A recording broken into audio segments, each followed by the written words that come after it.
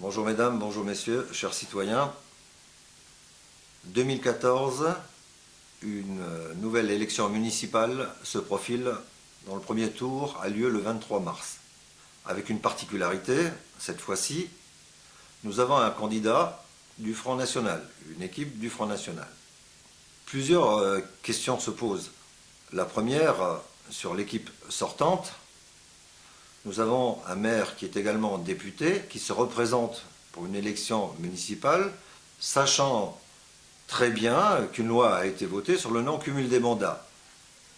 C'est-à-dire qu'en théorie, on élirait un maire pour 3 ans. Traduit en clair, ça voudrait dire que pour les 3 ans restants, ce sera quelqu'un d'autre. En réalité, le vrai candidat. D'office, présenter le candidat qui finira le mandat. Les indemnités, y sont-elles pour quelque chose? Je n'en sais rien. En tout cas, nous avons un maire sortant, pas gêné par le cumul des mandats, et qui en plus, se disant de gauche, aux législatives, n'a pas appliqué la parité tant convoitée par le parti de gauche. Je m'étonne aussi, arrivant donc au mois de février, à un mois des élections, qu'aucun candidat n'ait fait le bilan de l'équipe sortante. C'est un bilan controversé qui pose notamment certains problèmes. Le premier, le maire annonce dans ses vœux que le plus dur est derrière nous. Moi je dis que celui qui est bien payé, il est clair qu'il voit les choses mieux quand il est élu et quand il est bien payé. C'est peut-être pas tout à fait la même chose pour beaucoup de nos concitoyens. Il a mis en place des conseils de quartier. Ces conseils de quartier censés représenter le quartier dans ses problématiques et donc faire remonter aux élus leurs désirs et leurs manières, donner leur avis afin que soient réglés ces problèmes. Malheureusement, les conseils de quartier dont j'ai fait partie, notamment au Wiesberg, ont montré les limites de leur action. On les cantonne à une fête des voisins, à ramasser les papiers, etc., donc dans une opération de nettoyage de la ville, et de s'occuper des trottoirs, des trous bouchés, des lampadaires, etc. Je pense que le rôle du conseil de quartier est très mal défini et n'est pas valorisant. J'ai essayé, donc, lors de réunions, de faire valoir que, comme nous avons donc un manque d'organisation dans le cadre des animations de la ville, qui ont, comme vous le savez, d'énormes actions d'animation ont disparu, j'ai fait la proposition suivante que certains membres des conseils de quartier puissent être représentés dans une assemblée qu'on appellerait le comité des fêtes et qui pourrait chacun défendre son quartier, le centre-ville et Forbach dans son ensemble. Donc les animations seraient budgétisées, seraient organisées en ne laissant pas les quartiers comme parents pauvres de l'animation de la ville. Une première chose, ce qui n'a pas été fait. Donc j'espère que les membres des conseils de quartier de chaque endroit essaieront de faire remonter cette façon de redorer un peu et de remercier aussi par ce fait donc les conseils de quartier qui sont très méritants parce que bénévoles. Ce n'est pas le cas des élus. Une autre problématique concernant l'image de Forbach. Le maire, dans son bilan, donc, a procédé à certains jumelages. La Géorgie, les Roumains, la Roumanie, plutôt l'Italie, dans une toute petite ville qui ne nous apporte pas grand-chose. J'aurais souhaité qu'on ait une ambition plus intéressante pour Forbach, notamment les jumelages près des grandes villes, une petite ville près de Rome, une petite ville près de Florence, ou d'Alger, ou d'ailleurs, du Canada, enfin, et j'en passe. Pourquoi? Parce que ça donne une valeur ajoutée à Forbach. Ce n'est pas le cas. J'en suis vraiment voilà, désolé. J'aimerais que cette nature des jumelages change. Le maire a récemment embauché des contrats d'avenir afin de donner aux jeunes une chance de démarrer dans l'activité professionnelle, ce qui est une chose, à mon sens, très positive. J'aimerais pas qu'on rentre dans le discours où, effectivement, qu'on leur dise que ces emplois d'avenir ont de l'avenir. Pas à Forbach, avec des moyens limités que connaît la ville, avec une remarque de la Cour des comptes qui demande de dégraisser le personnel de la ville pour des raisons d'économie. Je ne vois pas comment on puisse dire que les contrats d'avenir ont un avenir.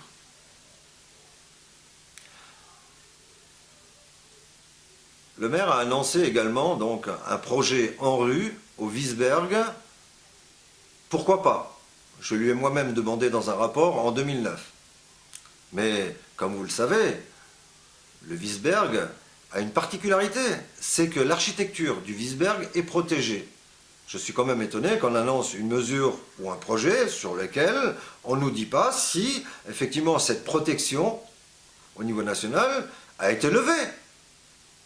Le centre du Wiesberg mérite d'être réaménagé, de donner un esprit convivial. Pour l'instant, le projet du maire, à part dire que c'est un projet en rue, on ne sait pas de quoi il retourne. Est-ce qu'ils y ont vraiment réfléchi? Y a-t-il un projet en route? Je ne sais pas. Les citoyens ne savent pas. Merci en tout cas, si tel est le cas, de nous préciser ce projet. En 2014, après les municipales, le maire de Forbach sera également représenté au niveau de la communauté d'agglomération. Sur le bilan de M. Kalinowski, une négociation en début de mandat a eu lieu avec le maire de Schöneck pour qu'il puisse prendre la présidence pour 3 ans. Cette négociation a abouti à l'élection de 21 vice-présidents. Je trouve ça énorme. Il se défend dans les indemnités de vice-président, car il dit, oui, mais j'ai payé avec le budget de 14 vice-présidents, j'en ai payé 21, donc tout le monde touchait un peu moins. J'en conviens, c'est sa version des choses. Moi, je prétends à dire qu'on aurait économisé plus de 500 000 € en ne gardant que 14 vice-présidents, et comme ils l'ont tous accepté, avec une réduction de leurs indemnités. 7 vice-présidents supplémentaires sur un an, 84 000 €, sur 6 ans, pas loin de 500 000 €, qui auraient pu être économisés et éponger une partie de la dette de la communauté d'agglomération. Ah ben non, c'est pas le choix qui a été fait. J'aurais aimé que ce soit fait. Il aurait pu être utilisé dans le cadre dans l'emploi, d'aide à accueillir des entreprises ou autres. Une nouvelle réglementation, d'ailleurs, me donne raison, puisqu'en décembre 2010, une nouvelle réglementation impose à la communauté d'agglomération de ne pas avoir plus de 20% d'élus de leurs membres. Ce qui amène à l'élection d'environ 14 vice-présidents. On revient à la case départ. M. Kalinowski a semé un peu la pagaille en mettant 21 vice-présidents, sachant que la communauté de communes de Frémin-Merlebach, qui compte 7 vice-présidents, va rejoindre la communauté d'agglomération de Forbach, donc 27 pour nommer 14 vice-présidents. Enfin, je souhaite bonne chance aux négociations. Cet état de fait, M. Kalinowski en est responsable. Concernant les cumuls de mandats, il me semble intéressant, afin qu'on puisse donner aux élus, en tout cas ou aux édiles, ceux qui se présentent, la disponibilité pour faire leur rôle d'élu, parce que maire c'est un emploi à plein temps, je vous propose de voter, et non plus pour ceux qui cumulent, mais pour ceux qui ont la disponibilité de pouvoir faire leur mandat à plein temps. certains partis politiques, en tout cas, se sont battus pour la parité. Je remarque qu'aux dernières élections législatives, la parité n'a pas été respectée par le député actuel. Moi, je veux bien qu'on parle de valeurs de gauche, de valeurs humaines, etc., mais encore faut-il les respecter.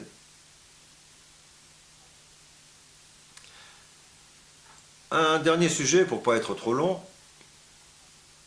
je viens d'apprendre par les citoyens que le maire donc, a mis en route un chantier, début janvier, pour la création du carré musulman. Je suis simplement un peu gêné de la manière de faire parce qu'il ne l'annonce pas officiellement. On ne peut pas annoncer en catimini un engagement qu'on a pris il y a déjà 6 ans.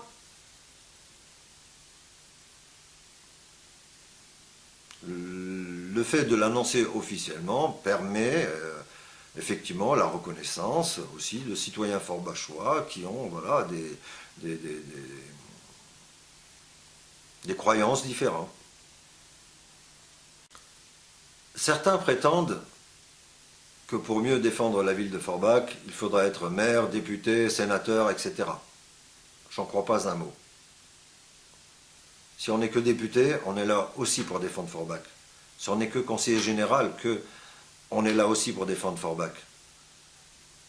La grosse problématique, c'est comment se fait-il que ceux qui sont élus d'un parti différent ne travaillent pas ensemble pour l'avenir de Forbach?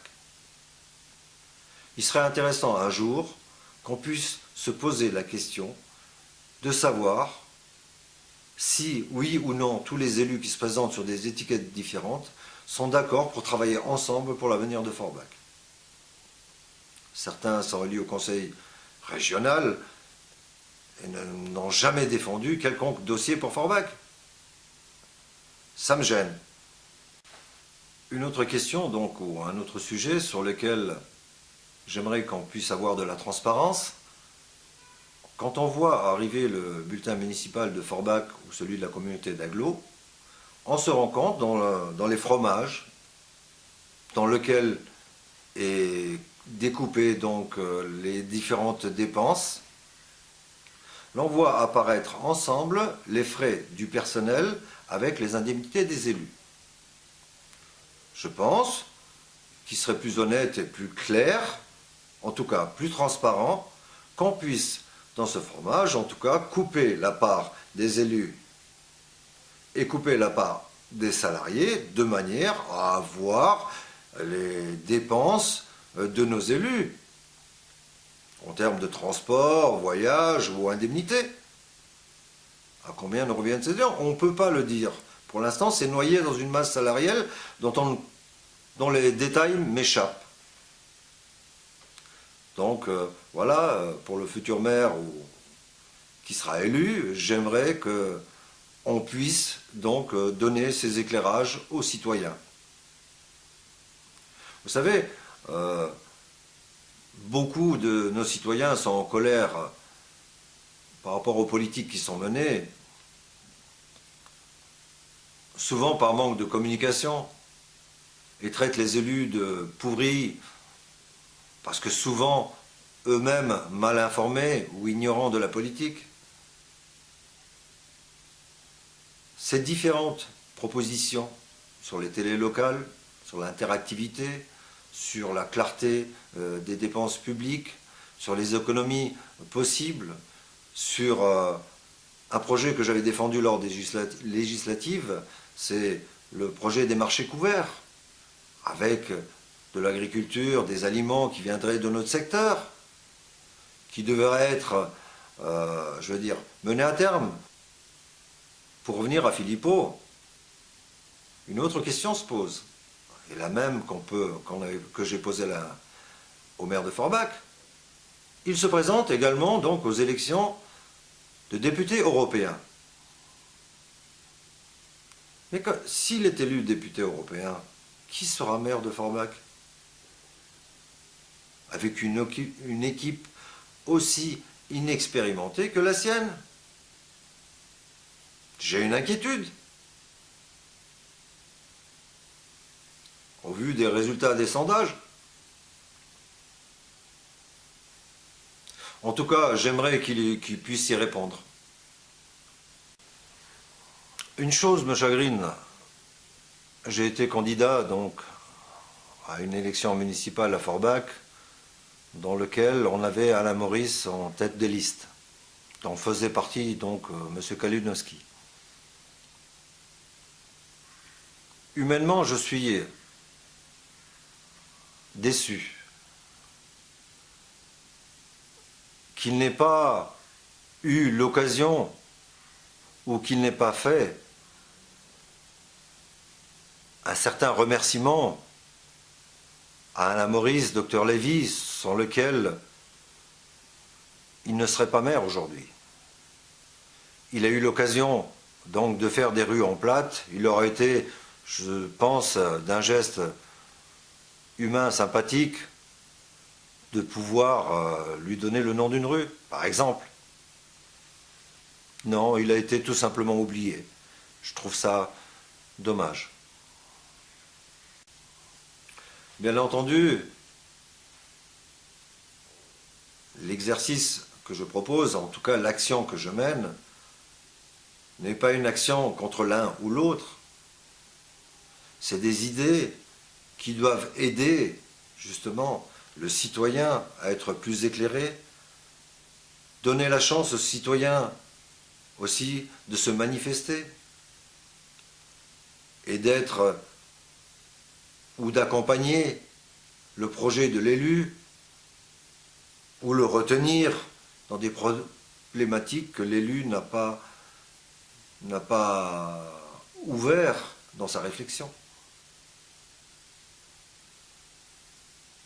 En tout cas, je reviendrai vers vous quand les différents projets d'avenir pour Forbach, des différentes équipes, seront clarifiés et mis sous papier. Je donnerai aussi mes appréciations concernant ces différents projets, afin d'éclairer, comme je l'ai dit depuis un certain nombre d'années, comme réflexion, médiation, citoyenneté, aujourd'hui se met à votre service afin de vous éclairer mieux sur les différents enjeux à venir. Reste un dernier point, qui est celui de l'emploi. Je suis quand même étonné de la similitude des projets de tous les candidats, qui se disent des VRP. J'aurais aimé qu'ils puissent avoir, avant de se présenter, d'avoir pris des contacts, d'avoir des ouvertures, comme d'avoir pris des renseignements, des contacts qui permettent effectivement de dire demain, voilà, on a une zone intéressante, on a du gaz, donc des mines qu'on peut exploiter, on a des sociétés intermédiaires qui pourraient jouer le jeu.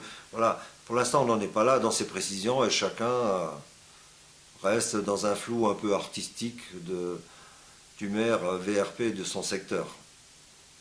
Mais je crois réellement que ce n'est pas que le rôle du maire, c'est le rôle de tous les élus. Mais pour ça, il faudrait mettre en place une cohérence entre les élus pour qu'ils puissent ensemble défendre l'intérêt de notre région.